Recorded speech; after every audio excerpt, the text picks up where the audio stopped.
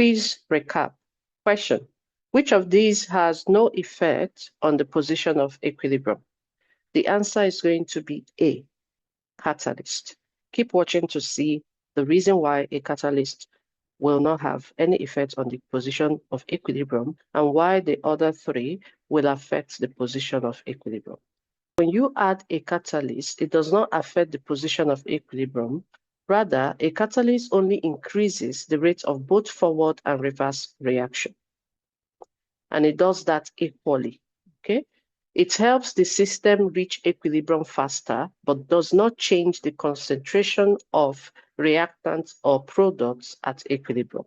Think of it as speeding up the journey, but not changing the destination.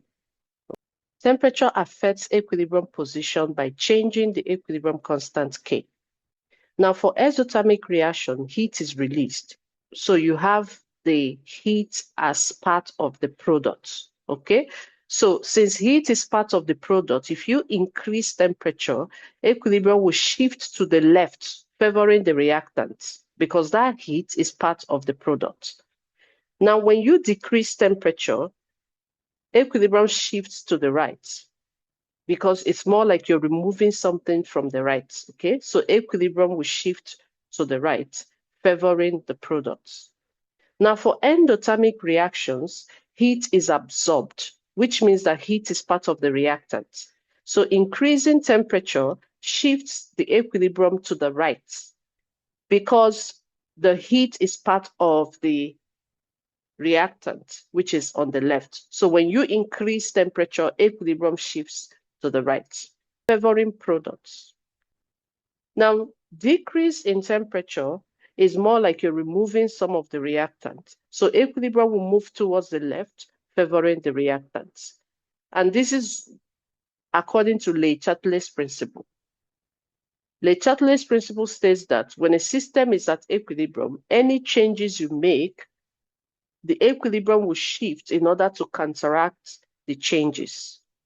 For pressure, pressure only affects reactions involving gases with different number of moles on each side of the equation.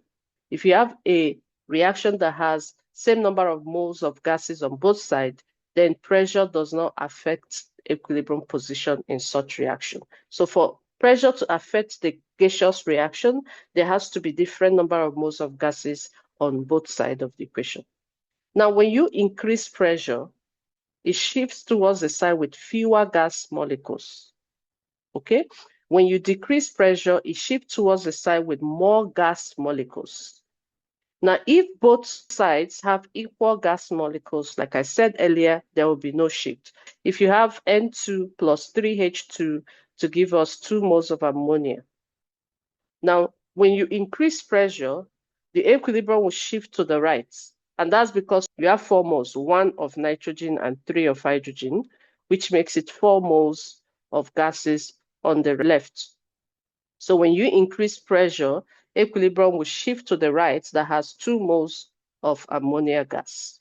So increase in pressure shifts equilibrium to the side with fewer molecules of gases. If you decrease it, it's going to move to the left where you have more molecules of gases. The last one, concentration. Changing the concentration of reactants or products causes the system to shift in the direction that restores balance. So when you add more reactants, it's going to shift towards the product. It shifts forward towards the product. If you remove the product, it shifts towards the product as well because you're removing. So remember, it counteracts your change. So if you're removing, it goes towards the product to add it back. Now, when you add more products, equilibrium shifts towards the reactant to reverse what you just did. Now, if you remove reactant, it shifts towards the reactant because it wants to reverse your changes.